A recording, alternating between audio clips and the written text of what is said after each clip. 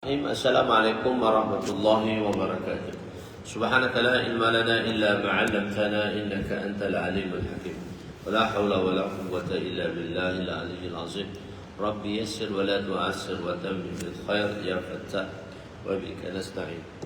Nahmaduhu wa nusalli wa nusallim ala rasulihil karim wa ala alihi wa ashabihi al-fatihina bihadihim ilal haqiqatil majazah. Amma ba'du. Ya, kita muka surat 353.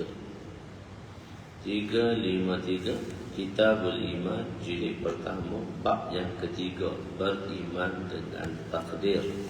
Hadis yang 107 kurungan 29. Hadis bab. Tajuk dia Qadariyah ialah majusi bagi umat ini. Bismillahirrahmanirrahim. Wa an Ibnu Umar radhiyallahu anhuma qala Rasul sallallahu alaihi wasallam al-qadariyatu majusu hadhihi al-ummah in maridu fala ta'uduhum wa in matu fala tashhaduhum.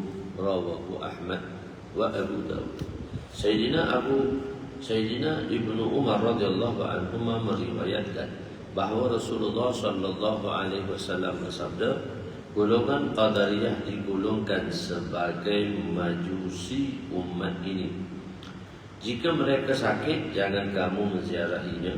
Jika mereka mati, jangan kamu menghadiri. Menyaksi maksudnya menghadirkan diri, menghadirinya. Hadis riwayat Imam Ahmad, Imam Abu Dawud. Satu, Qadariyah. Qadariyah ini satu fahamanlah di dalam mazhab akidah. Kita berakidah apa? Ahlu sunnah wal jamaah. Kita berfiqahkan mazhab Imam Syafi'i dan berakidah kepada siapa? Berakidah ahlu sunnah wal jamaah. Ahlu sunnah wal jamaah ni ada dua, Abu Hasan Asy'ariyah dengan Abu Mansur Maturidi. Kita Asy'ariyah. Qadariyah ni ialah salah satu daripada golongan mazhab juga, mazhab akidah.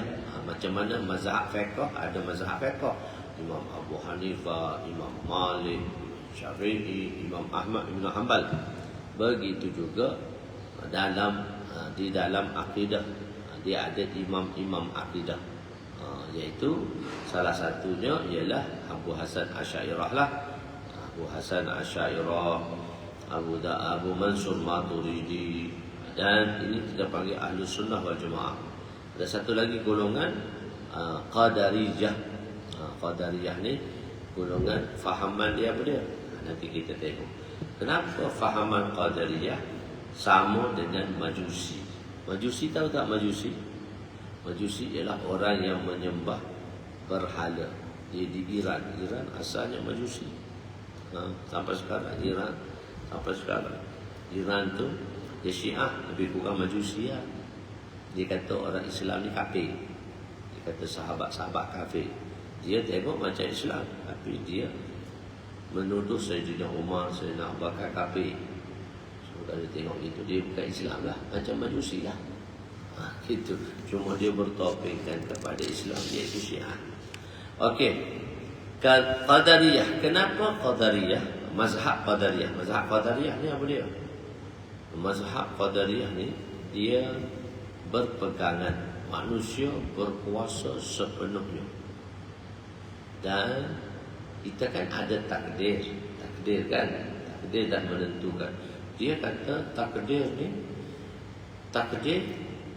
perbuatan manusia tidak termasuk di dalam takdir. Tak ada kena-mengena dengan takdir. Jadi manusia menentukan kehidupannya. Baik buruk semua tangan manusia. Manusia penentu dia. Itu takdir. Itu mazhab Qadariyah. Boleh faham? Jadi Qadariyah dikatakan majusi bagi umat ni. Kenapa? Orang majusi dia menyembah dua Tuhan. Orang majusi ni dia menyembah apa dia? Dua Tuhan. Satu Tuhan kebaikan. Dia panggil apa? Yazdan. Nama Tuhan dia, majusi ni, penyembah berhala ni, penyembah api ni. Satu, dia nama Yazdan. Kedua, nama dia Tuhan yang mencipta keburukan. Majusi kata apa dia? Ahirman. Jadi Majusi ada dua Tuhan. Di situ. Jadi orang Majusi menyembah dua Khalik. Khalik ni pencipta, Allah Ta'ala lah, Tuhan lah. Iaitu Khaliqul Khair, Khaliqul Syar, pencipta kebaikan Yazdan, pencipta keburukan Ahirman. Qadariyah juga menyatakan dua Khalik. Dua Khalik, atas dasar dua. Waktu pun dia kata dua Tuhan, Qadariyah pun kata dua Tuhan. Kenapa dua Tuhan? Qadariyah pertama kata insan, Allah Ta'ala mencipta kita. Allah Ta'ala yang cipta kita. Allah tu pencipta kita. Dia Khalik kita lah. Dan satu lagi Allah Ta'ala pencipta kita. Dan satu lagi manusia mencipta kehidupan. Mana mencipta takdir dia. Takdir manusia ni tak termasuk dalam takdir Allah. Sedangkan Allah kata apa dia? Wa ma tasha'u illa an yasha Allah. Semua tu ke dalam takdir Allah. Semua tadi wa in min syai'in illa indana khazainuhu, semua itu di dalam takdir Allah. Jadi Qadariyah ni mengatakan manusia itu khalik, Allah itu khalik kepada insan dan khalik kepada af'al insan, ialah insan itu sendiri, manusia yang menentukan. Berbeza dengan kita. Kita kata berusaha. Kita manusia ni, kita bukan penentu, tapi kita kasih berusaha. Fahaman kita nak ada usaha, tak boleh tak ada usaha. Cuma usaha kita terbatas, tak boleh sepenuhnya. Boleh satu orang cakap, kita dengar tak? Boleh dengar tak? Satu orang cakap, kita faham tak? Faham satu bahasa, betul?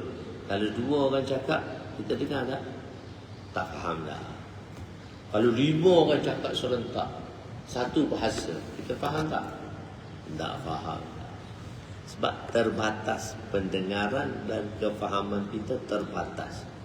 Allah Ta'ala dalam dunia ni ada berapa penduduk?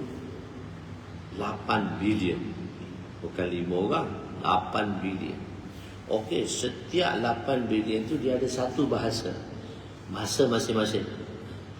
Tadi 5 orang cakap satu bahasa je. Ni 8 bilion, kita katalah dia cakap semua bahasa masing-masing. Satu orang dia je faham, orang lain tak faham bahasa masing-masing. Maka 8 bilion cakap dengan 8 bilion bahasa. Betul tak? Boleh dengar tak? Kita satu bahasa 5 orang pun tak faham dah. Tapi Allah Maha Kuasa, As-Sami', Maha mendengar. Allah boleh dengar daripada semua 8 bilion itu serentak. Dan semua bahasa Allah faham serentak.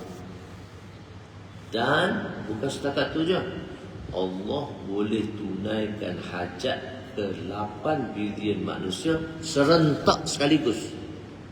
Puasa tak? Hebat lah. Puasa lagi, mendengar lagi, beri rezeki lagi sekaligus. 8 bilion tu dia boleh beri serentak. Kalau kita okey seorang tak boleh serentak, Allah serentak boleh faham. Jadi Allah itu Maha Kuasa, Maha Kaya, Maha mendengar, Maha berkata-kata. Faham? Banyak. Jadi Qadariyah ni dia kata apa?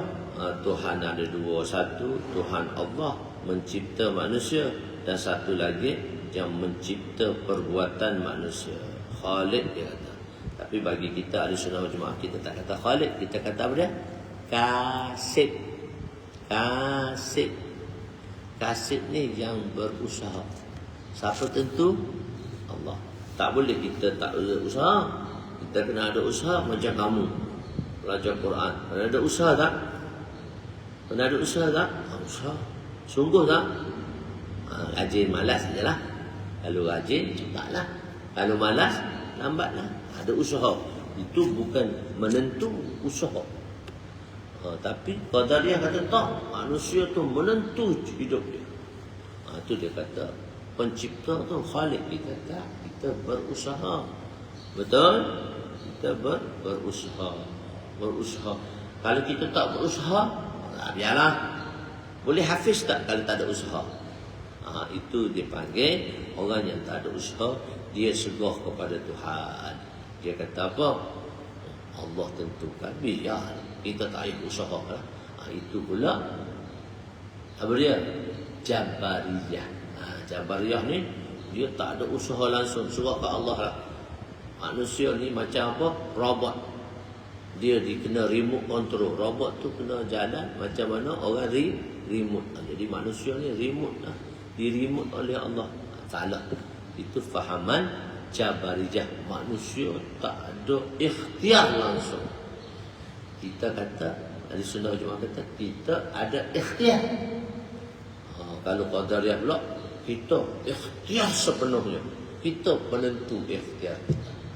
Jadi salah. Dua salah. Jabariyah bersalah, Qadariyah bersalah. Betul apa dia? Ahlus Sunnah wal Jamaah. Boleh? Maka sepatutnya satu orang Islam, kita kena ziarah tak? Kita kena ziarah dia. Masa dia sakit, masa dia mati, kita kena hadir tak? Kita kena hadir bagi takziah. Ataupun kita kena hadir untuk sembahyang jenazah. Atau kita hadir perkebumian dia. Tapi Nabi kata untuk orang ni jangan hadir pun pada sembahyang sakit dia, mati dia jangan hadir. Sembahyang jenazah pun jangan. Di kubur pun tak boleh. Maksudnya nak marahnya sebab fahaman dia salah. Jadi apabila dua hak ini juga telah dilarang, itu menziarahi dan i'adah, dan ziarah dan i'adah. I'adah itu melawat. Maka yang lain selain daripada larangan ini sebenarnya yang lain juga dilarang. Jika puak ini dianggap sebagai kafir, kita kata kalau puak ni kafir, maka larangan itu larangan yang sebenarnya, jangan pergi langsung. Tetapi jika dia sebagai fasik, ulama kata dia fasik, tidak kafir. Jamhur ulama berkata Qadariyah ni tak kafir, cuma fasik. Dan larangan ini ialah tak pergi menziarahi dan tidak pergi melawat ataupun i'adah masa mati, ataupun i'adah masa sakit, dan tidak menziarahi masa ke kubur. Maka jika dia dianggap fasik, maka ancaman ini satu larangan. Jangan pergi. Larang. Agak kau boleh pergi. Macam soalan itu. Taubih. Taubihnya apa dia? Larang. Jangan pergi. Walaupun dia dalam bentuk khabar. Iaitu announcement. Tapi announcement itu macam hukum. Okey. Seterusnya. Jangan bersama pengikut Qadariyah.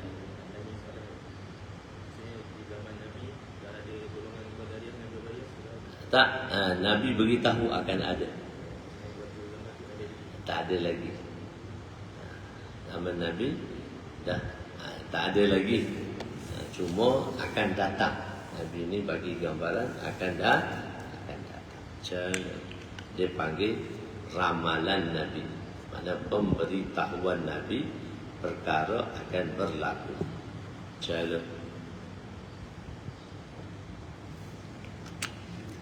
Okey, jangan bersama dengan pengikut Qadariyah. Jangan bersama. Apa maksudnya? Wa an Umar radhiyallahu anhu qala Rasul sallallahu alaihi wasallam la tujalisu ahlal qadar wa la tufatihuhum, rawahu Abu Dawud. Sayyidina Umar radhiyallahu anhu meriwayatkan bahawa Rasulullah sallallahu alaihi wasallam bersabda, jangan kamu duduk bersama pengikut Qadariyah. Duduk ni duduk berbincanglah. Tujalisu bak mufa'al bak jalasa yujalisu. Ini tujalisu ni duduk satu sama lain. Maknanya duduk mesyuarat ke, duduk ni duduk mesyuarat ke, duduk berbincang ke. Jangan, Nabi kata. Dan jangan kamu menjadikan mereka sebagai hakim atau ketua. Lantik dia jadi ketua ke. Okey, larangan untuk duduk ialah dalam keadaan kita tak boleh duduk di dalam majlis tu bila kita tak ada niat untuk mengislahkan mereka, untuk membawa mereka kepada jalan yang benar. Itu maksud islah di situ. Maknanya kita tak ada islah, itu nak kita kena ada niat bahawa kita duduk dalam majlis-majlis orang-orang yang sebegini, orang sesat ni, kita jangan pergi. Tapi kalau duduk juga kena ada niat nak dakwah dia. Nak dakwah dia. Tapi jangan tak apa. Jangan pergi. Pergi terpengaruh Kamu ni akan jadi terpengaruh. Kita kalau pergi akan terpengaruh. Jangan pergi. Sebaik-baiknya kalau nak pergi rasa tak terpengaruh, maka niat kita boleh niat untuk membaiki mereka, islah mereka. Tetapi jika ada niat untuk membawa mereka ke jalan yang lurus, maka dibenarkan. Oleh itu, hendaklah mendampingi orang ini dengan niat yang betul daripada kita untuk tarik mereka. Larangan memberi salam, iaitu untuk memulakan salam tak payah. Tapi kalau dia salam, jawab dah. Faham? Tapi jangan salam. Kalau dia salam, Assalamualaikum. Nombor pula tak jawab. Jawab. Kalau itu dibolehkan untuk menjawabnya. 6 golongan yang dilaknat. Ada 6 golongan yang dilaknat oleh Nabi. Wa an Aisyah radhiyallahu anha qalat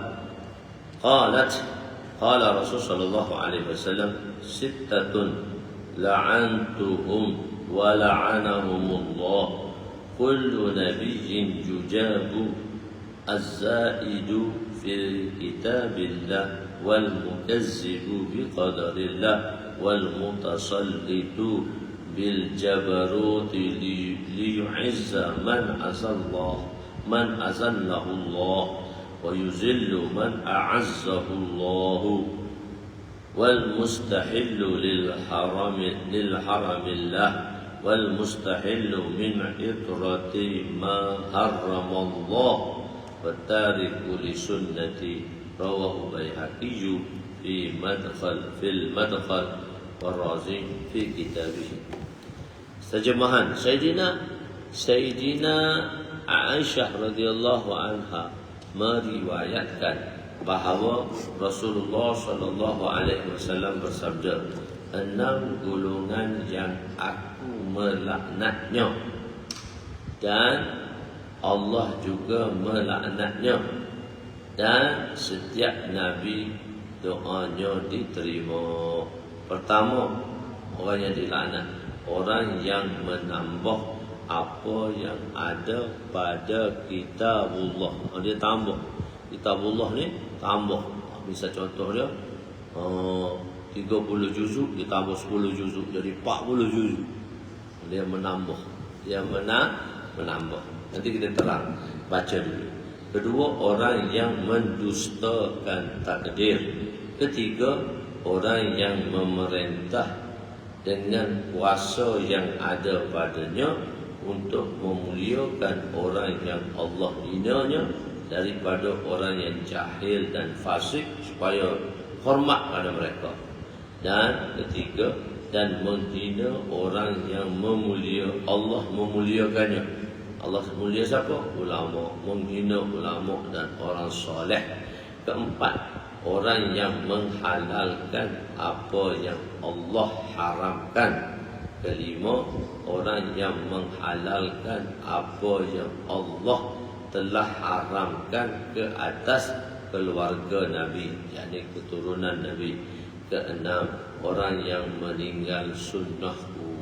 Hadis riwayat Imam Baihaqi dalam kitabnya Al-Madkhal dan Imam Razi di dalam kitabnya. Okey. Sebelum tu, tentang laknat. Bolehkah kita melaknat pada orang kafir? boleh tak kita melaknat? Mula-mula apa itu laknat? Laknat ialah kita mendoakan untuk supaya rahmat disingkirkan daripada seseorang. Kita doa supaya apa dia satu orang tu berdoa kepada A supaya A disingkirkan rahmat oleh Allah. Itu dipanggil laknat, melaknat. Laknat si fulan, A melaknat B. Apa maksud dia? A melaknat B. A melaknat B. A telah berdoa supaya B tidak lagi diberi rahmat oleh Allah. Melaknat lah. Kita laknat dia. Boleh tak kita melaknat orang Islam atau bukan Islam? Jawabnya dua-dua tak boleh.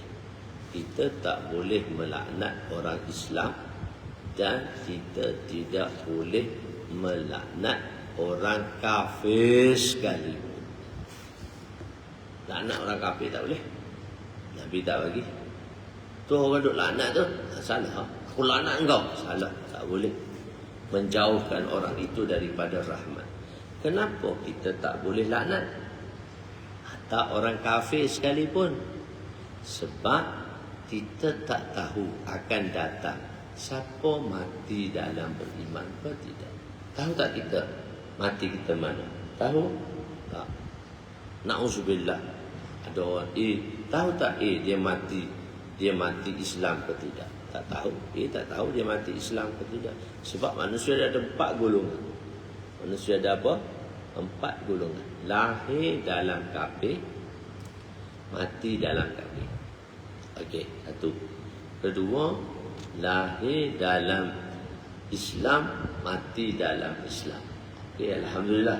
Ketiga, lahir dalam kafir tapi mati dalam Islam. Keempat, na'udzubillah. Ini yang bahaya. Lahir dalam Islam, mati dalam kafir. Tak nak. Jadi kita tak tahu apa itu ending kita, kesudahan kita. Jadi sebab itu kita tidak boleh melaknat bukan orang Islam. Boleh melaknat orang Islam. Tak. Orang yang bukan Islam pun kita tak boleh laknat. Sebab apa? Sebab kita tak tahu kesudahan kita. Tak boleh. Kalau dalam kunut tu dia bukan doa laknat. Doa apa dia? Doa apa dia ni? Dia panggil doa keburukan. Doa mendoakan keburukan, bukan mendoakan laknat. Laknat ni tak boleh. Sebab apa tak boleh? Itulah reason tadi. Tadi dia tak tahu dia mati dalam Islam. Kalau itu Islam, B itu bukan Islam. Itu tahu tak dia mati dalam Islam ke tidak? Tak. B itu walaupun dia kafir, tahu tak dia mati dalam kafir? Tak. Mungkin dia Islam. Tak. Sebab tu kita tak boleh melaknat. Laknat tak boleh. Nabi larang keras sekali. Laknat kepada orang yang bukan Islam sekali. Jadi sekarang kita duduk laknat satu sama lain. Salah. Berdosa. Salah. Melaknat orang. Tak boleh. Sepatutnya kita mendoakan kebaikan.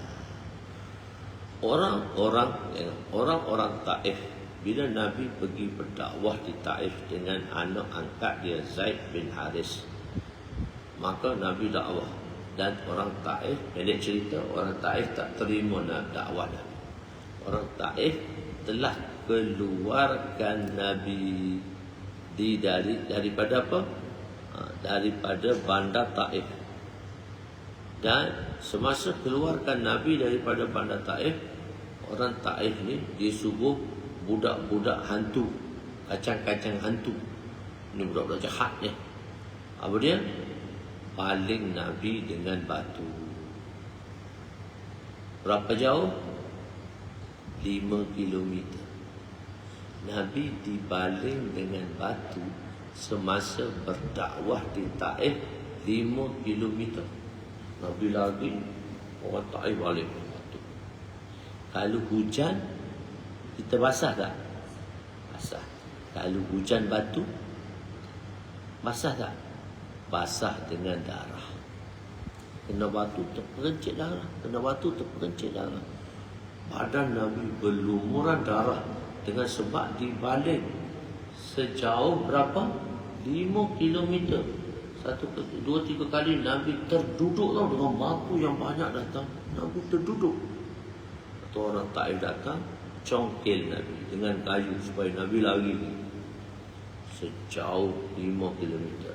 Lepas tu tenang, Nabi doa. Nabi doa laknat kan? Nabi doa, ya Allah, bagilah hidayat orang Taif. Nabi doa hidayah. Allahumma hdi qaumi fa innahum la ya'lamun. Ya Allah, hidayatlah kaum aku, fa innahum la ya'lamun. Sesungguhnya mereka tidak mengetahui. Nabi tak pernah doa laknat.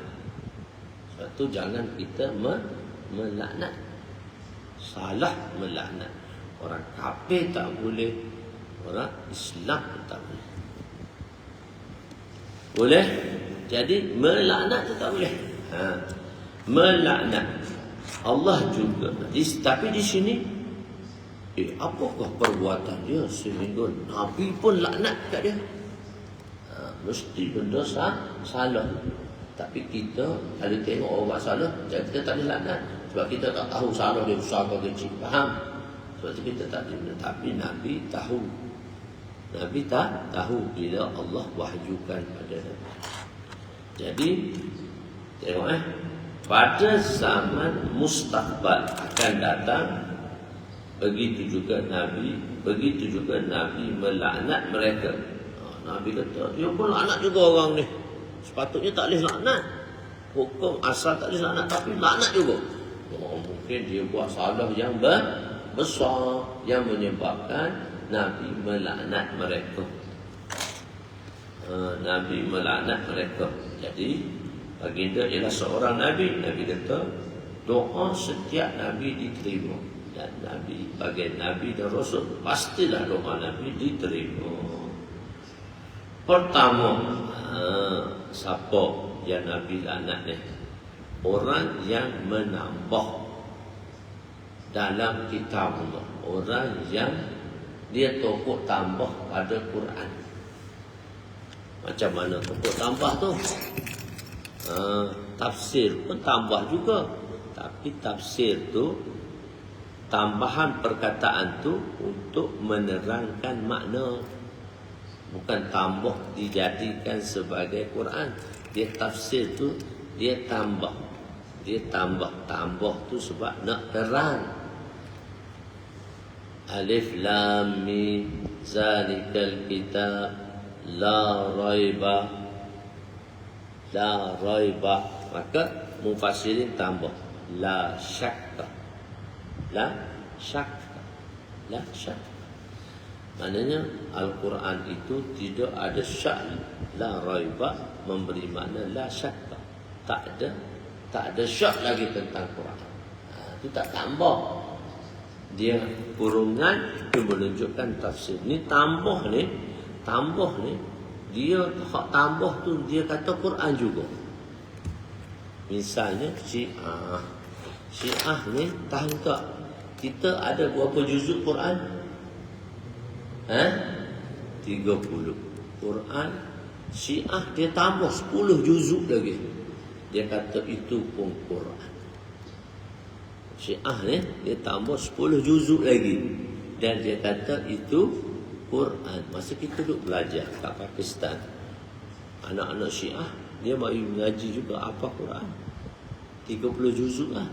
Tapi balik rumah dia hafal lagi 10 juzuk.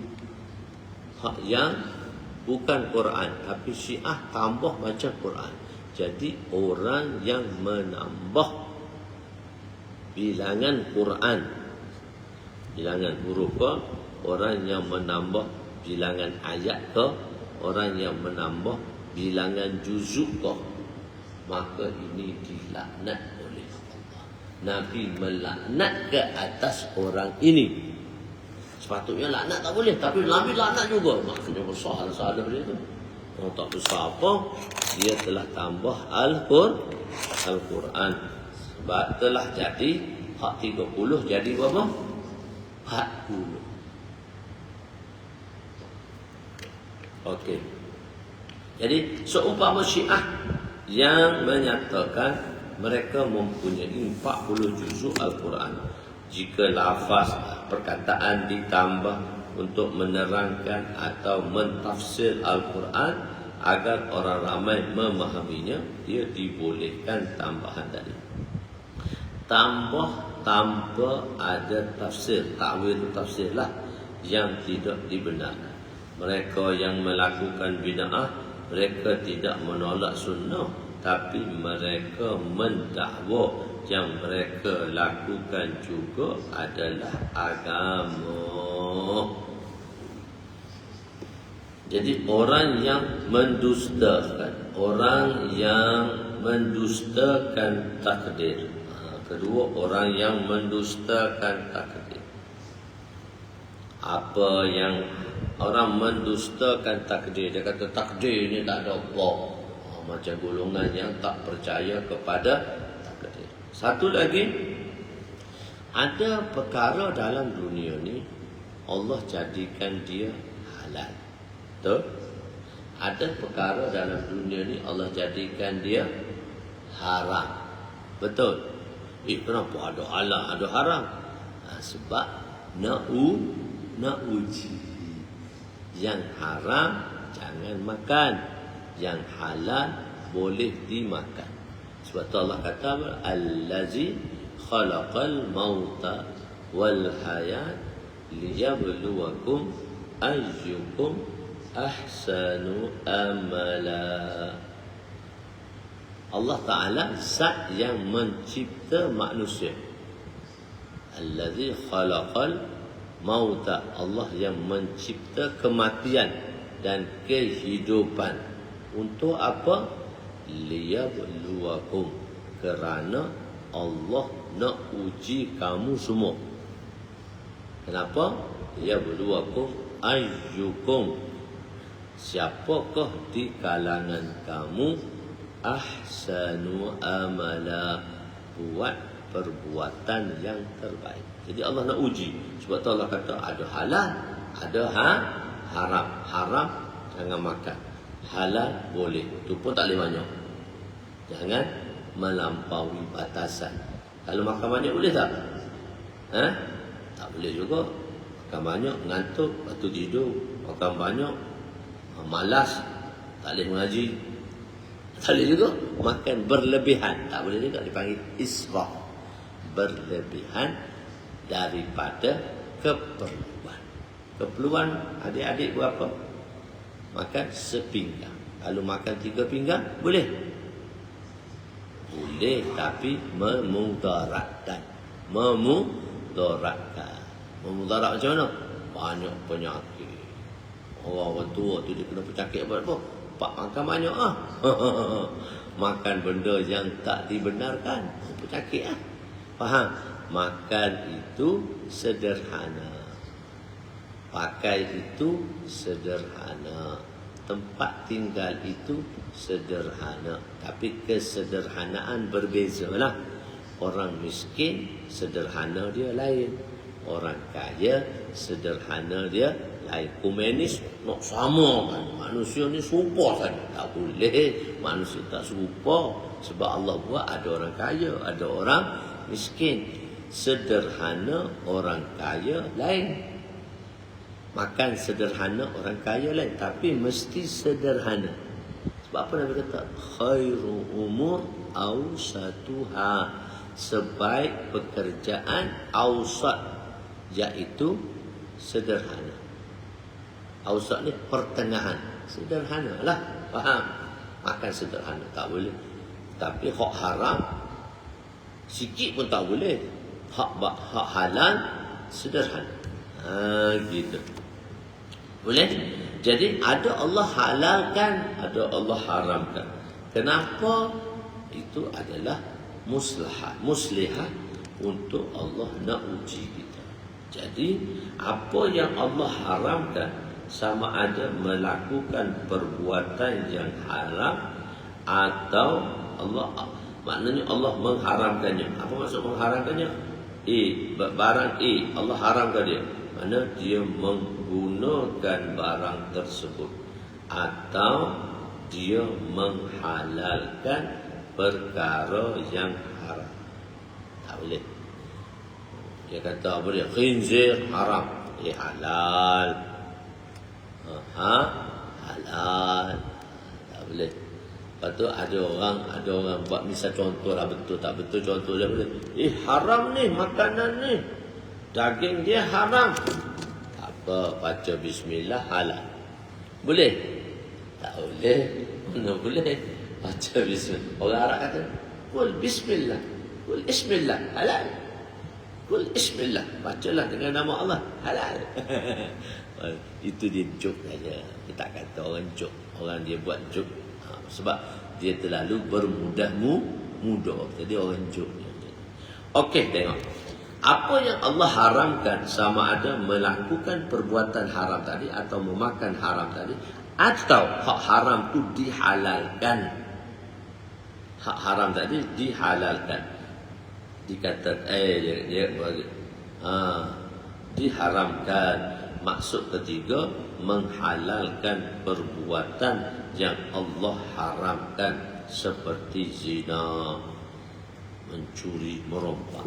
Tak boleh. Itu Nabi melaknat sebab dia menghalalkan perkara yang haram.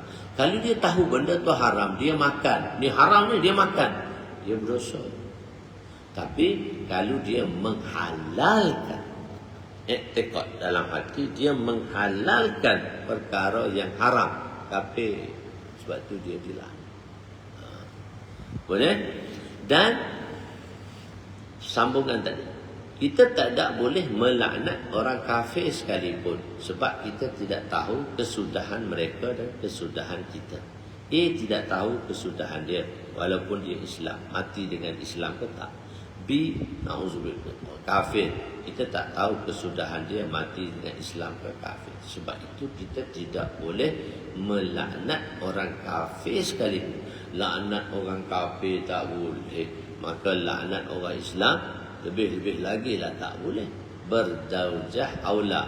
Berdarjah aula tu maksud dia lebih-lebih lagi lah tak boleh. Gitu. Boleh? Boleh? Jadi tapi kalau satu orang tu dia mati dalam kafir, kita dah tahu dah dia mati dalam kafir, Abu Jahal ke, Fir'aun ke, Namrud ke, kita boleh kata Fir'aun laknatullah, tak apa. Abu Jahal laknatullah, tak apa. Sebab kita sudah tahu akan kematiannya dalam kafir. Kita dah tahu. Tapi kalau kita tak tahu, kita tak boleh. Okey. Mengharamkan, curi ni haram, tapi dia curi juga. Berdosa lah. Tapi dia kata, curi ni halal bagi saya. Na'udzubillah, kafir. Sebab dia menghalalkan apa yang Allah haramkan. Seterusnya, yang keempat, menghalalkan apa yang Allah haramkan ke atas keluarga baginda. Keluarga Nabi ni, dia tak boleh terima sedekah. Nabi tak boleh terima sedekah. Dan keluarga Nabi tak boleh terima sedekah. Siapa keluarga Nabi? Siapa keluarga Nabi? Kena tahu dulu. Keluarga Nabi dipanggil Ahlul Bait. Ahlul Bait ni siapa? Siapa keluarga Nabi? Keluarga Nabi, Ahlul Bait ni ialah dua keturunan. Keturunan Bani Hashim dan keturunan Muttalib. Bukan Abdul Muttalib, Muttalib. Sebab atuk Nabi yang nama Abdul Manaf. Atuk Nabi ni, salah satu atuk Nabi yang nama dia Abdul Manaf. Nabi Muhammad bin Abdullah. Abdullah bin Abdullah bin Abdul Muttalib, iaitu Syaibah, dan Abdul Muttalib bin Hashim, Hashim bin Abdul Manaf. Abdul Manaf ni dia ada 4 orang anak. Ada berapa? 4 orang anak. Hashim, Muttalib, apa ni? Satu lagi Hashim, Muttalib, Muawiyah, bukan Muawiyah, Umayyah. Umayyah, Hashim, Muttalib, Umayyah, dan satu lagi Abu 3. Empat orang anak Hashim ni, anak Abdul Manaf ni, 2 masuk Islam, 2 tak terima Islam. Yang Islam itulah dikatakan keturunan Nabi, iaitu Bani Hashim dan Bani Muttalib, bukan Abdul Muttalib. Hashim ni dia ada 2 isteri. Satu kahwin kat Mekah, satu kahwin kat Madinah. Kat Madinah ni Hashim dia berkahwin dengan Bani Khadraj. Madinah ada 2 golongan besar, Aus dan Khadraj. Khadraj ni ialah keturunan Nabi walaupun dia orang Madinah. Jadi Hashim ni dia ada anak daripada isteri Mekah. Tetapi bila Hashim mati, Hashim tu juga ketua Quraisy sebelum atuk Nabi Abdul Muttalib. Hashim ni ketua Quraisy, Abdul Manaf ni juga ketua Quraisy. Semua Nabi ni keturunan Quraisy, jadi ketua. Jadi Hashim ni dia tak ada anak, dia ada anak, satu anak dia dengan orang Madinah, satu anak dia dengan orang Mekah. Anak Hashim daripada Mekah ni, nama aku lupa lah, dia tidak mampu untuk menjadi ketua bagi Quraisy sebab dia tak ada sifat, dia tak ada talent untuk jadi ketua. Dia tak boleh jadi ketua. Ada orang tak boleh jadi ketua, ada orang tu dia jadi qoli ya, dia tak boleh jadi ketua. Ada orang dia boleh jadi pemimpin. Macam-macam Allah buat, macam-macam. Dia ni, dia walaupun daripada keluarga pemimpin, tapi dia tak boleh memimpin. Jadi bila Hashim mati, siapa nak jadi ketua Quraisy? Maka Muttalib, adik-beradik Hashim, pergi ke Madinah, ambil anak Hashim daripada isteri Madinah. Anak itu nama dia Syaibah. Syaibah tu siapa? Syaibah ni apa maksud dia? Rambut putih. Syaibah ni dia beranak rambut dia putih. Kamu beranak rambut hitam tak? Oh hitam kan? Tak ada orang beranak rambut putih. Kecuali Mak Saleh, dia ada rambut merah je, dia tak putih. Ni Syaibah ni dia beranak semua rambut dia putih. Sebab tu nama dia Syaibah. Mak dia letak nama Syaibah. Maka Syaibah ni dibawa oleh Muttalib ke Mekah untuk menjadi pemimpin. Syaibah itulah Abdul Muttalib. Syaibah tahu dia? Nama kedua dia Abdul Muttalib. Jadi Abdul Muttalib kenapa? Abdul Muttalib nama dia Syaibah. Abdul Muttalib ni sebab Muttalib pergi ambil dia, pakcik dia pergi ambil semua. Maka Abdul Muttalib apa maksud dia? Anak saudara Muttalib. Ataupun Abdul Muttalib tadi hamba Muttalib lah, anak saudara lah, anak saudara Muttalib. Anak Muttalib, anak Abdul Muttalib telah bapa Nabi Abdullah. Gitu. Jadi keluarga Nabi, keluarga Muttalib dan keluarga Bani Hashim dan keluarga Muttalib, inilah dia panggil Ahlul Bait, ahli keluarga Nabi, daripada pakcik dan daripada pakcik dia 3 orang pakcik, satu daripada ayah, tapi 2 orang tu Bani Umayyah dengan Umayyah dan siapa satu orang lagi Abu tak ingatlah. Umayyah, 2 tu tak masuk Islam. Umayyah ni keturunan Osman nanti. Umayyah ni dari keturunan Utsman, tapi dia bukan daripada keluarga Nabi. Jadi dan isteri-isteri Nabi, isteri-isteri Nabi juga dikira Ahlul Bait. Cuma isteri Nabi ni semua tak ada anak, kecuali daripada 2 orang sahaja, iaitu daripada Khadijah 6 orang, 7 orang, dan daripada Khadijah 6 orang, dan daripada satu orang Juwairijah, hamba yang Nabi bebaskan dia. Lepas tu Nabi kahwin. Daripada hamba itulah dapat seorang anak yang nama dia apa dia? Nama dia siapa? Anak Nabi, anak kepada Juwairijah, Ibrahim. Samaituhu. Nabi kata, aku letak nama anak ini dengan nama datuknya Ibrahim. Datuk Nabi lah, Ibrahim itu datuk a'la lah, datuk yang jauh tu. Aku letakkan nama anakku dengan Ibrahim bin Muhammad. Tapi Ibrahim bin Muhammad ni meninggal masa kecil. Dan meninggal bila?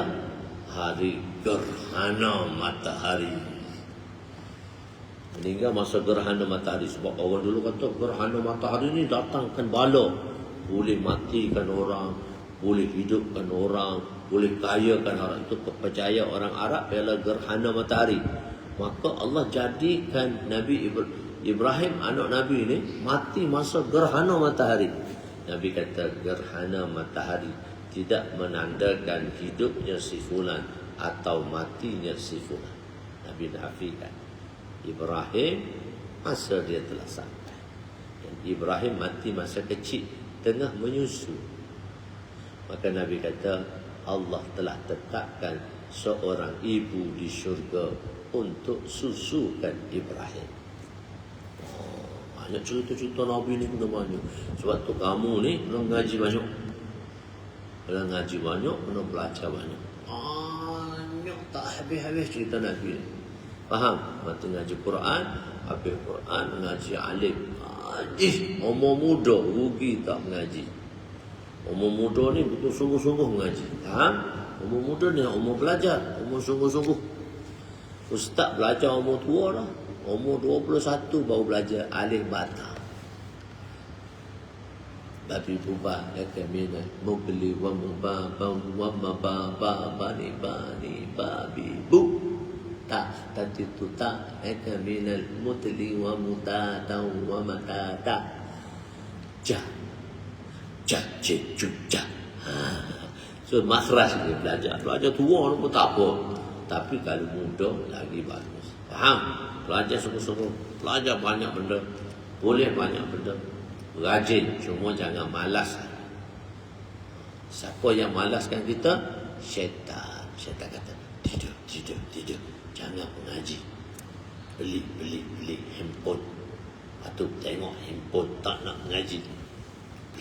Beli. Suruh hati kamu beli. Maksudnya begitu. Ayuh kamu lah. Kamu kan ada handphone tak kat rumah? Ada kan? Semua ada. Ni semua ada ni. Balik rumah tak tengok Quran. Main. Satu Quran lupa. Tak boleh main boleh. Tapi jangan panjang. Faham? Main sekadar sejam 2 jam okey. Sebagaimana. Tapi jangan duk main banyak. Belajar banyak. Hafal cepat. Quran hafal. Maulana Zakaria rahmatullah alaih. Maulana Zakaria ni yang tulis kitab taklim tu. Dia hafiz masa dia muda. Kecil dia hafiznya. Ayah dia Maulana Yahya. Maulana Yahya ajar Maulana Zakaria, dia jadi hafiz Quran. Lepas tu dia buat syahadah. Lepas syahadah, Maulana Yahya suruh Maulana Zakaria baca setiap hari khatam Quran selama 6 bulan. Lepas syahadah tu, khatam lagi. Tiap hari khatam Quran 6 bulan. Maulana Zakaria telah tulis dalam kitabnya Abidi, biografi Zakaria, Maulana Zakaria. Abidi nama kitabnya. Maka dia tulis dalam kitab tu, dia kata apa? Setelah aku Hafiz dan aku buat syahadah. Selepas syahadah aku didudukkan oleh ayahku selama 6 bulan baca Quran. Setiap hari khatam Quran. Duduk lepas subuh sampai habis Quran baru sarapan. Lepas zuhur belajar alim. Mana sekali kata, selepas 6 bulan aku baca setiap hari 1 khatam Quran. Alhamdulillah, 30 juzuk Al-Quran macam surah Fatihah bagiku. Surah Fatihah adik lupa tak? Surah Fatihah ni duduk mana tak lupa. Betul? Tapi mana sekali dia kata 30 Quran ni 30 juzuk Quran ni aku tak pernah lupa. Macam baca Fatihah. Hebat. Tapi kena mengaji macam tu lah. Boleh? Kena mengaji sungguh-sungguh. Rajin betul-betul. Hafal betul-betul. Tu ngaji. Masa mengaji. Boleh? Keluar. Okey. Menghalalkan. Yang ke seterusnya. Menghalalkan apa yang diharamkan keturunan. Seumpama zakat diharamkan keluarga baginda, dikatakan halal kepada mereka. Keluarga baginda Bani Hashim dan Bani Muttalib. Dan Abdul Muttalib tersilap, Muttalib saya.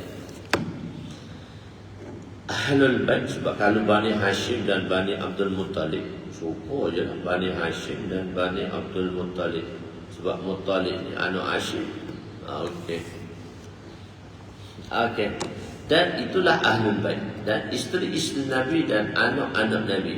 Yang lain adalah yang lain keturunan Nabi, iaitu daripada keluarga Bani Hashim dan Bani Muttalib. Yang keenam, orang yang meninggal sunnahku. Meninggal sunnah ni apa maksud dia?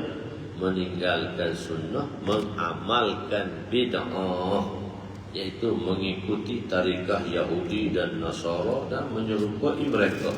Mereka inilah yang dilaknat. Ataupun meninggal sunnah di sini sunnah yang fardu. Okey. Perkataan sunnah dalam bahasa Arab dia ditulis sin nun ta marbutah. Ta marbutah. Ta macam kha ada titik dua. Dipanggil ta marbutah.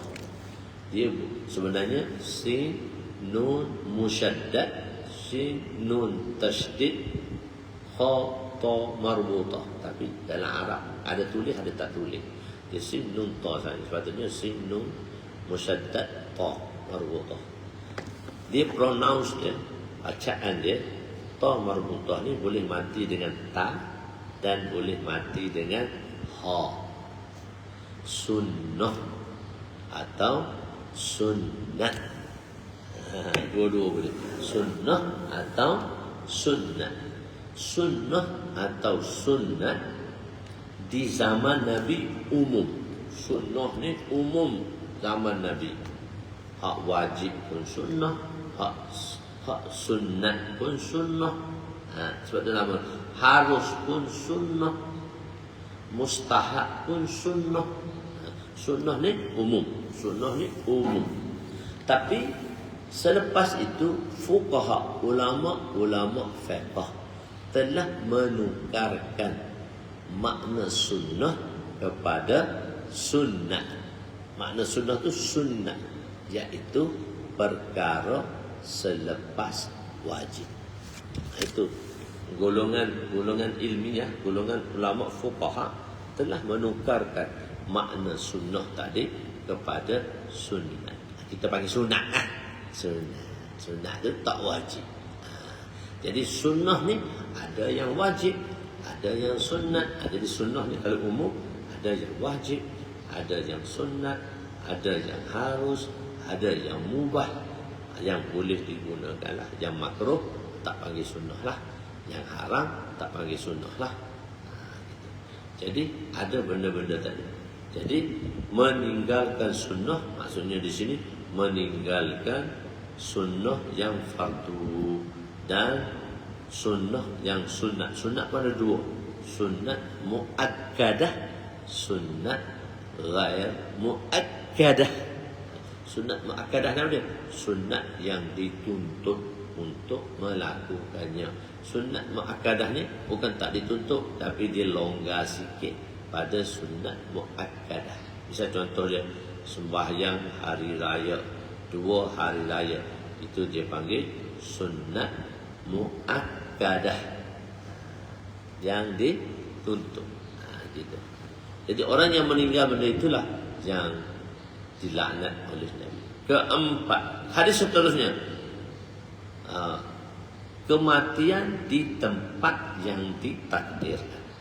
Wa an Matar bin Ukamis radhiyallahu anhu qala Rasul sallallahu alaihi wasallam, "Idza qada Allahu li 'abdin an yamuta bi ardin ja'ala lahu ilaiha hajah."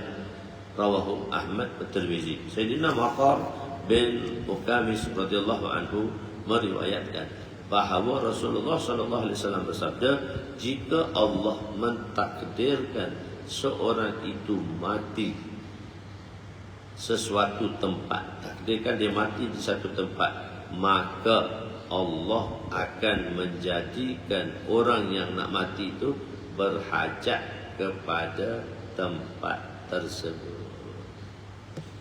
Dia nak mati, dia akan pergi ke tempat tu lah, tempat dia nak mati tu. So mati tak tahu mana, tapi dia akan pergi ke tempat itu. Allah apabila menetapkan tempat kematian seseorang hamba, maka Allah akan menyediakan sebab untuk hamba tadi menuju ke tempat kematiannya. Seperti mana kisah Nabi Sulaiman dengan seorang pemuda. Kisah pemuda dan Nabi Sulaiman.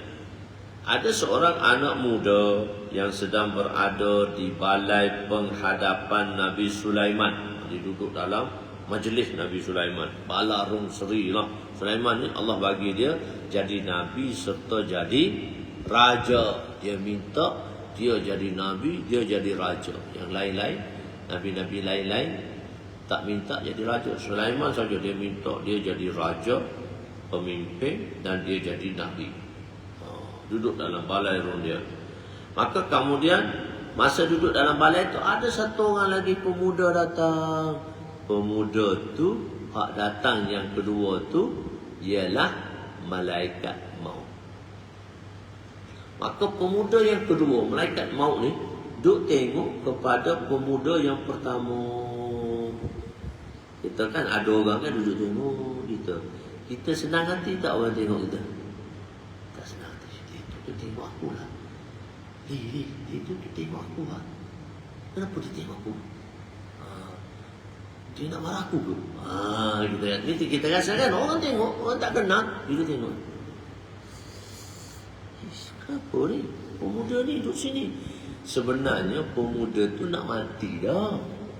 Tempat mati dia jauh. Yang datang pemuda kedua tu, malaikat maut nak ambil nyawa dia. Malaikat maut kata, macam mana orang ni nak mati tak sampai 5 minit lagi. Mati dia tu 1000 kilometer daripada sini. Dia duduk sini lagi. Macam mana aku nak ambil nyawa dia? Sebab dia duduk tengok lah. Sebab dia duduk tengok tau. Sebab si pemuda yang pertama tadi mati dah dekat dah. Pemuda yang kedua tu, malaikat maut yang nak ambil nyawa dia tu. Duduk tengok dia. Macam mana boleh jadi ni? Dia tak faham. Malaikat maut pun tak faham. Macam mana boleh jadi ni? Kawan ni nak mati tak sampai 10 minit lagi. Lepas tu tempat mati dia jauh tu. Negara lain. Dia boleh tengok. Dia pening kepala dia. Tengok. Jadi kemudian pemuda yang lain, pemuda kedua, malaikat maut masuk dan terus menerus menatap anak muda yang duduk di samping Sulaiman, sehingga menyebabkan anak muda hak pertama tadi takut. Takutlah orang tengok, dia tak perhati, dia takutlah. Setelah beberapa saat, malaikat maut pun pergi. Mana kamu kata, macam mana aku nak ambil nyawa dia? Dia pun pergi. Maka anak muda ini bertanya kepada Nabi Sulaiman, siapa tu? Nabi Sulaiman tahu. Siapa tadi tu anak muda yang keluar tu? Nabi Sulaiman kata, malaikat maut. Maka dia pun takut. Oh, mau tengok aku, nak matilah aku. Maka dia kata kat Nabi Sulaiman, saya rasa tak aman lagi kat sini. Bawa saya balik ke kampung saya. Sulaiman ni Allah Ta'ala bagi dia istimewa. Apa bagi dia istimewa? Takhta Sulaiman. Nabi Sulaiman sebelum ni dia ada kuda terbang. Oh, tu Mak Saleh buat cerita kuda terbang tu. Nama Nabi Sulaiman. Kuda terbang Nabi Sulaiman ni haji. Dia buat perang. Dan kuda terbang Nabi Sulaiman ni bulu dia lembut macam sutera. Lembut macam sutera. Jadi Nabi Sulaiman bangga dengan kuda-kuda dia. Dia atur kuda terbang. Kuda boleh terbang. Kalau kita tengok cerita je baru nampak kuda terbang. Nabi Sulaiman dia ada kuda terbang. Dan dia pergi dengan kuda terbang berperang. Jadi satu hari dia tengah atur kuda terbang dia sampai dia terluput solat asar. Nabi Sulaiman Ghalib terluput solat asar. Maka dia pun bertaubat pada Allah. Nabi Sulaiman bertaubat pada Allah. Taubat. Selepas tu dia kata nak tebus taubat dia bunuh semua kuda-kuda terbang. Tak ada keturunan dah lepas tu. Betul kita nak tengok sekarang kuda terbang tak ada kan? Sebab Nabi Sulaiman dah bunuh habis keturunan dia. Kuda ni kalau kita ada banyak kuda Nabi Sulaiman ni bulu dia macam sutera tu. Lembut kita pakai sutera macam lembut tak? Dia ada kuda sedap aja. Maka Nabi Sulaiman telah bertaubat dengan sebab dia tinggal sembahyang asar, dia minta maaf dengan Allah dan atas untuk menyesali perbuatan dia, maka dia telah bunuh semua kuda-kuda terbang. Tak ada keturunan dah lepas tu. Mati habis tak ada. Kita sampai sekarang tak ada dah kuda terbang. Kuda ada, kuda terbang tak ada dah. Keturunan kuda terbang dah habis dibunuh oleh Nabi Sulaiman. Maka Allah gantikan yang lebih baik daripada itu. Sebab tu kadang-kadang kita ada benda yang kita rasa kita ada benda satu benda yang kita rasa suka sangat benda tu. Tapi benda tu hilang. Kita sedih tak? Sedih kan? Maka bila kita sedih kita kena doa dengan Allah. Ya Allah, hak aku suka kau dah ambil dah. Ya Allah, kau gantilah yang lebih baik daripada itu. Ataupun kita kata, ya Allah, hak aku suka kau dah ambil dah. Tapi di sisimu lebih banyak lagi benda yang baik untukku. Maka kurniakanlah padaku yang lebih baik. Sebab tu kalau kita hilang benda kita suka, kita kena doa macam tu. Jangan sedih, kita doa. Mula-mula kita rasalah sedih, terharulah apa sikit, jangan terlalu banyak. Ya Allah, astagfirullahalazim, inna lillahi wa inna ilaihi raji'un, la haula wa la quwwata illa billahil aliyyil azim. Alhamdulillah. Kena ucap juga alhamdulillah. Alhamdulillah. Benda hilang pun alhamdulillah. Dia mula-mula kena ucap alhamdulillah. Lepas tu baru inna lillahi wa inna ilaihi raji'un. Ada satu kisah. Kisah banyak, kisah hadis Nabi. Satu orang wanita, Allah perintahkan malaikat maut untuk pergi ambil nyawa anak dia. Ditulis dalam hadis tu, Samrata Fuadi. Samrata Fuadi itu apa dia? Buah hati. Samrah tu buah. Fuadi itu hati. Buah hatiku. Buah hati di sini maksud dia anak.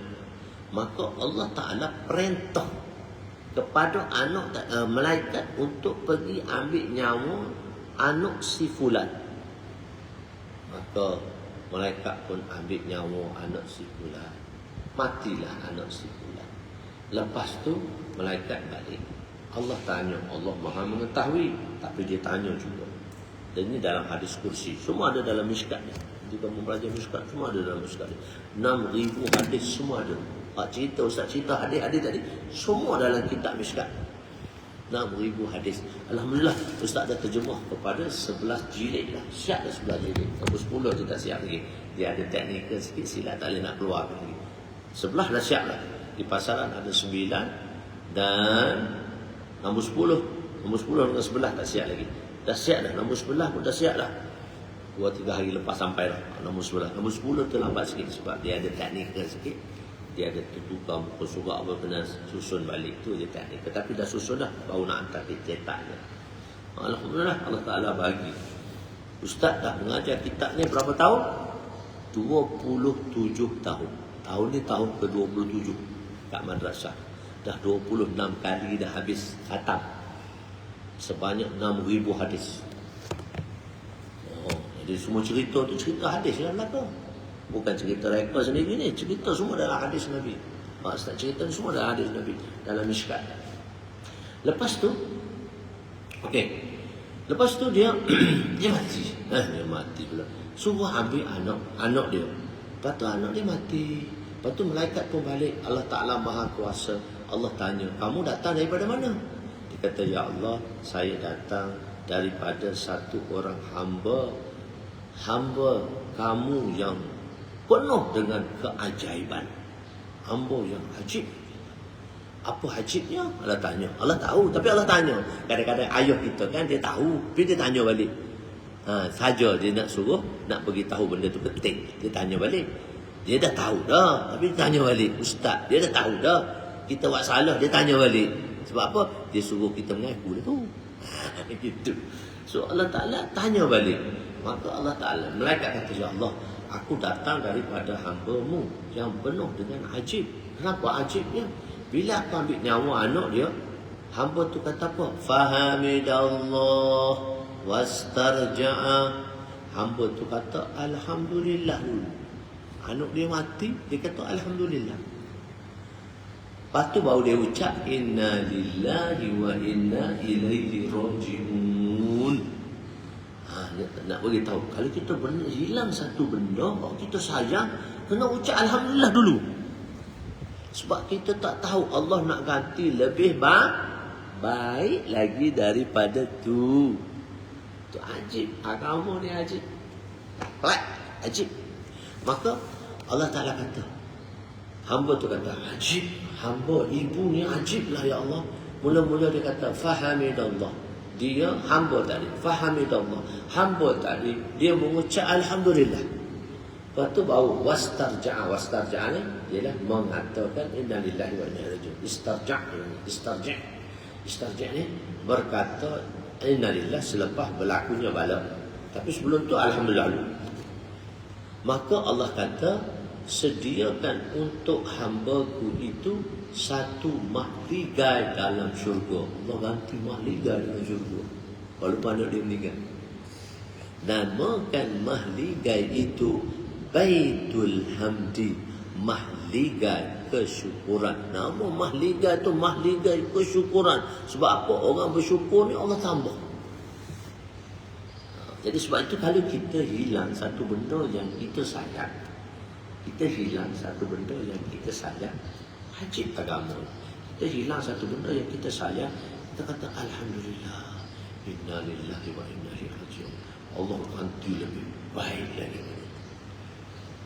Allah ganti daripada lebih baik lagi betul. Ataupun kalau kita hilang, kita ucap ini adalah kita doa dan kata pada Allah, ya Allah, semua tu milik kamu.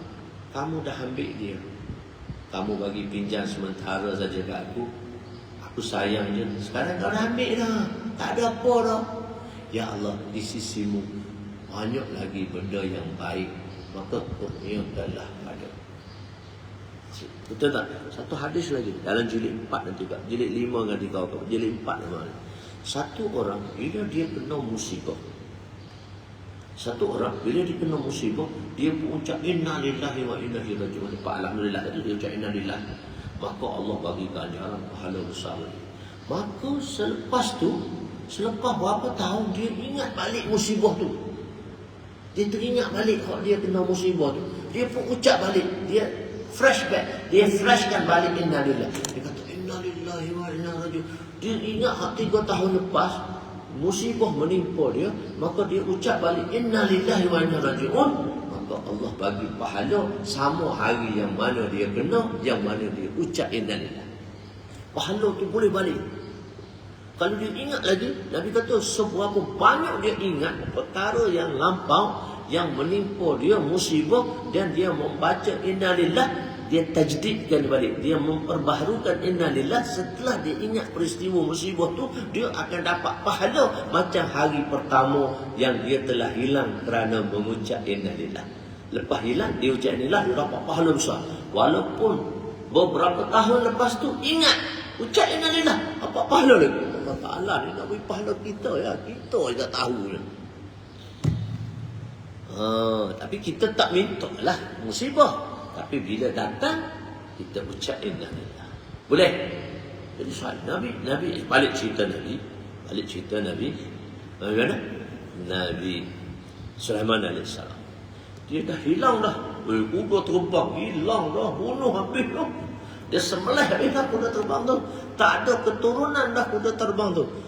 Maka Allah ganti lebih baik daripada itu. Apa dia? Takhta Sulaiman. Takhta ni macam kapal terbang lah. Kalau tengok dalam tafsir, takhta Nabi Sulaiman ni dia open air. Dia boleh naik macam kapal terbang, tapi dia open air. Dan atas takhta tu berapa seat tang? Boleh muat 6,000 orang. Ada kapal terbang 6,000 seat? Ada? 500 seat je tu pun banyak lah. Ni 6,000 seat, 12 kali ganda. Sebab tu Nabi Sulaiman kata dia minta pada Allah benda yang tinggi. Lepas ni jangan bagi pada siapa lagi. Dia seorang je boleh. Allah terima Nabi Sulaiman. Sebab Nabi kata setiap doa Nabi diterima oleh Allah. Dia diberi satu kerajaan yang begitu besar, dan dia digantikan dengan takhta Sulaiman. Nabi Sulaiman tak payah pakai kuda dah, pakai takhta Sulaiman. Open air, jalan dia dengan apa? Minyak ke? Kapal terbang jalan dengan apa?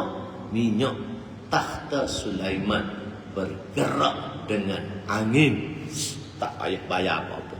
Tekan, salah. Takhta Sulaiman. Itu nama dia takhta Sulaiman. Laju tak tahulah. Kawan tu duduk kat Sulaiman, nak pergi 1,000 km, berapa minit sampai. Pemuda tadi tu kata, pemuda pun tanya, Sulaiman, Nabi Allah, orang tu tengok aku, dia nak ambil nyawa aku tak selesa duduk sini, hantar aku cepat balik. Maka dia pun naik seorang, 4,000 seat tu naik seorang ni. Naik seorang je. Takhta Sulaiman tu dia naik seorang je. Sulaiman hantar dengan takhta dia, guna angin, tak tahu kelajuan dia apa, tak sampai 5 minit sampai. Sampai pemuda tadi tengok malaikat maut. Assalamualaikum. Malaikat maut. Itu ustaz buat cerita, tapi betul lah. Nak suruh nampak dia sikit. Assalamualaikum. Allah, katuk ni dah tunggu dah aku. Dah tunggu dah dia. Sebab tadi dia tengok, orang ni 5 minit lagi nak mati. Duduk kat jauh, macam mana nak mati? So Allah, sebab tu Nabi kata, jika Allah mentakdirkan seorang itu akan mati suatu tempat yang jauh sekalipun, maka dia, Allah akan menjadikan orang yang nak mati tadi berhajat ke tempat itu, dan dia mati di sana.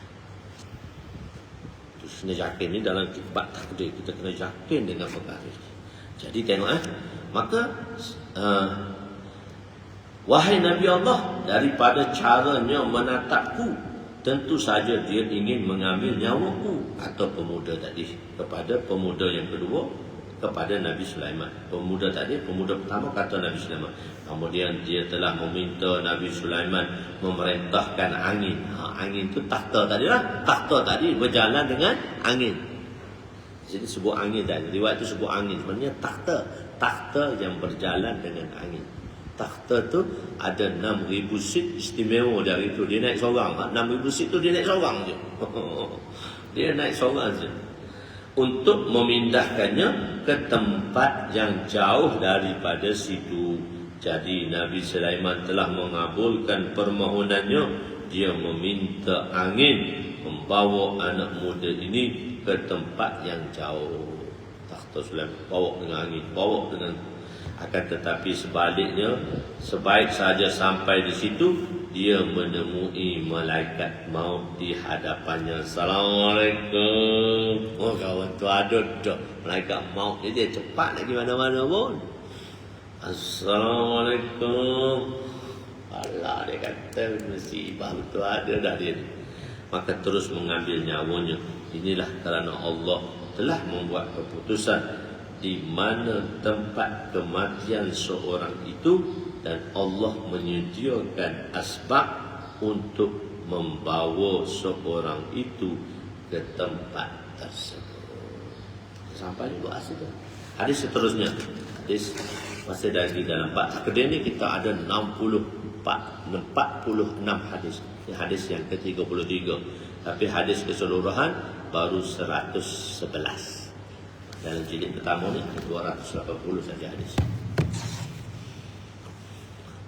Wa an Aisyah radhiyallahu anha qalat qultu ya Rasulullah zararijul mu'minin qala min abaihim qultu ya Rasulullah bila amalin qala Allahu a'lamu bima kanu amilin qultu fazararijul musyrikin qala min abaihim qultu bala bila amalin qala Allahu a'lamu bima kanu amilin rawahu Abu Dawud. Sayyidina Aisyah radhiyallahu anha meriwayatkan bahawa beliau bertanya, ya Rasulullah, bagaimana dengan anak orang mukmin, anak-anak orang yang mukmin mati sebelum balik? Anak-anak orang mukmin mati sebelum balik. Bagaimana dengan anak-anak orang mukmin? Dia mati sebelum balik, syurga ke neraka? Maka Nabi jawab. Maka Nabi kata, "Qultu ya Rasulullah bila amalin?" Adakah anak-anak orang mukmin ini? Bagaimana orang mukmin? Maka Nabi jawab, mengikut bapa mereka. Min abaihim. Dia ni ikut bapa mereka lah. Kalau bapa dia Islam, dia Islam lah. Maka masuk syurga lah. Faqultu. Saya pun bertanya lagi, tak faham. Sahabat ni, Aisyah ni tak faham. Dia tanya lagi. Dia tanya, ya Rasulullah, tanpa sebarang buat baik ke, tanpa sebarang amalan dia boleh masuk syurga ke? Sebab nak masuk syurga ni kena ada amalan. Bagi kefahaman manusia lah. Maka Nabi kata, Allah lebih mengetahui apakah yang akan dilakukan olehnya. Yakni jika mereka hidup, dengan apakah mereka akan melakukannya setelah mereka balik. Aku bertanya lagi, bagaimana pula dengan anak-anak keturunan orang-orang musyrikin, orang-orang kafir? Baginda bersabda, mengikut bapa mereka. Aku bertanya, takkan masuk surga tanpa amalan jahat sekalipun? Baginda bersabda, Allah lebih mengetahui dengan apa yang mereka akan lakukan setelah mereka balik. Hadis riwayat Imam Abu Dawud. Daripada hadis ini dinyatakan bahawa anak orang musyrik itu akan masuk neraka. Dalam hadis yang sebelum ni, sebab hadis anak-anak ni dia banyak hadis. Sebelumnya tawakuf, maksudnya tak tahu lagi masuk syurga atau masuk neraka. Tetapi setelah dikumpulkan semua ahadis Nabi berkenaan dengan bab ini, ulama berpendapat, ulama telah mengeluarkan istimbat hukum bahawa anak-anak orang musyrikin juga mati masuk syurga. Mati masuk syurga, Pak. Walaupun dalam hadis ini kata tak. Sebab bila semua hadis, sebab hadis Nabi masa awal kehidupan Nabi, masa pertengahan, masa akhir. So hadis itu berubah mengikut hukum yang berubah. Kadang Nabi bersabda macam ni, tapi kadang-kadang hukum tu boleh berubah. Sebab perubahan zaman nak komplitkan Islam tu. Dia peringkat. Macamnya arak mula-mula tak haram. Lepas tu turun pula, tak haram lagi arak. Jangan tak arak ni tak baik. Ada juga yang baik tapi tak baik, tak haram lagi. Kali pertama turun tak haram lagi. Kedua, ada satu orang sahabat duduk sembahyang, baca kuliah ayuhal kafirun tak habis-habis. wala antum abiduna ma a'bud wala ana abidu ma abadtum wala antum abiduna ma a'bud wala ana abidu ma abadtum wala antum abiduna ma a'bud. Tak habis-habis dia baca surah kuliah. Sekali jadi pada ayah saya. Ayah saya, ayah dia ustaz, dia semayang, dia baca kuliah, tak habis-habis. Mok tegur. Mok tegur tengah semayang. Wala antum wala ana abidum ma abadtum wala antum abiduna ma a'bud lakum dinukum waliyadin wala antum wala ana wala antum wala ana tak baca. Sebab tak tahu nak ending mana. Baca macam tu. Ayah dulu sekali. Mak pun tegur. Wala antum lakum dinukum waliyadin. Baru habis. Tidak tak habis. Jadi ada sahabat tu, dia tengah sembahyang, dia baca jadi sasau mampu. Maka Nabi kata, Allah Ta'ala turun ni, wa antum sukara la taqrabus salah wa antum sukara. Peringkat kedua, jangan hampiri solat waktu kamu mabuk. Sebelum diharamkan. Peringkat ketiga, apa dia? Al-khamr wal maisir rijsun min amali syaitan. Itu ayat ketiga tu. 3 peringkat turun ayat. Maka dekat-dekat nak turun ayat tu, Nabi dah bagi alamat dah. Nabi bagi petanda dah. Nabi kata siapa ada arak jual. Siapa ada arak jual. Tak, lepas ni arak, lepas ni ada satu hukum yang baru tentang dia. Siapa ada arak jual. Nabi dah pesan dah. Sekarang manfaatkan apa yang ada, jual. Tapi ada yang tak jual, ada yang jual. Maka turun ayat pengharaman arak. Masa tu tak boleh jual lah. Tapi sahabat iman dia kuat. Sebab dia belajar iman, dia usaha iman. Walaupun ada dengan dia, bila dah haram, dia tuang semua arak-arak tadi. Sebab iman dia kuat. Dia kata dulu rugi, kali kita rugi aku tak jual dulu. Sahabat dia tak kira rugi. Tapi Nabi dah bagi dah, arak ni akan haram nanti.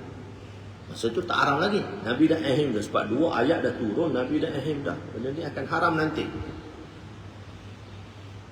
Lepas haram itulah barulah tak boleh guna. Okey.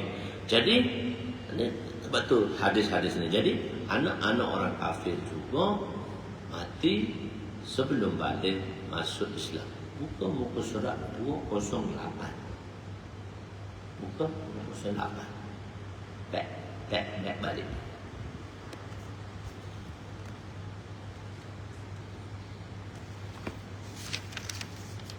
Tengok di nota kaki.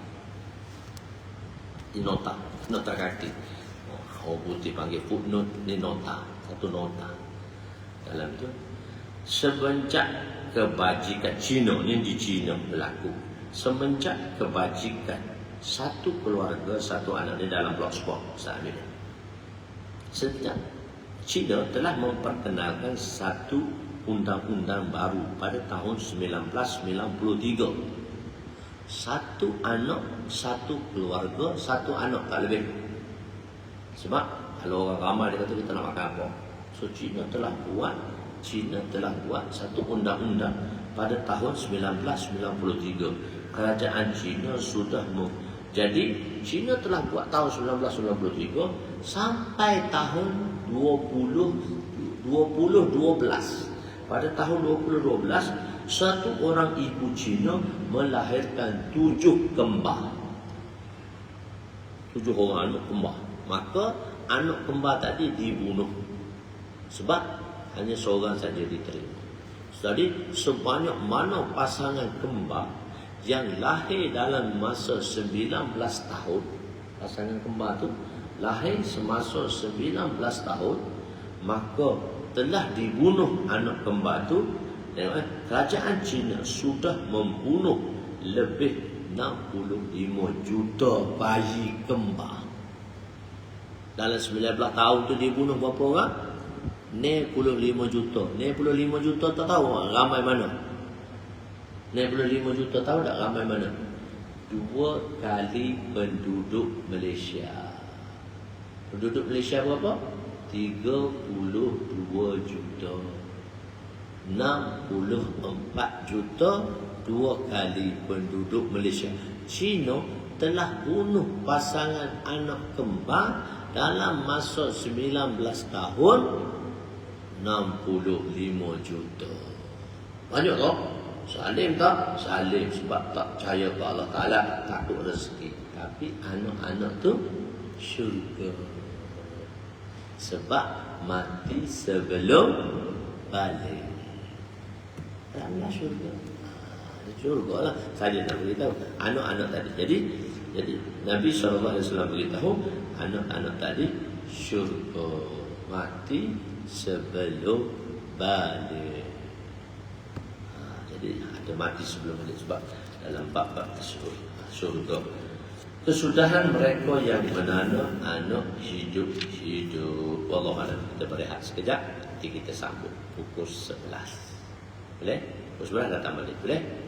Rehat dulu, kita andah nanti apa. Wallahu a'lam. Aku qawli hadza astaghfirullahal azim li wa li walidayya wa li jami'il muslimin wal muslimat wa lil mu'minin wal mu'minat al-ahli al-mu'minin wa rahmatullahi wa barakatuh. Subhanallah wa bihamdihi.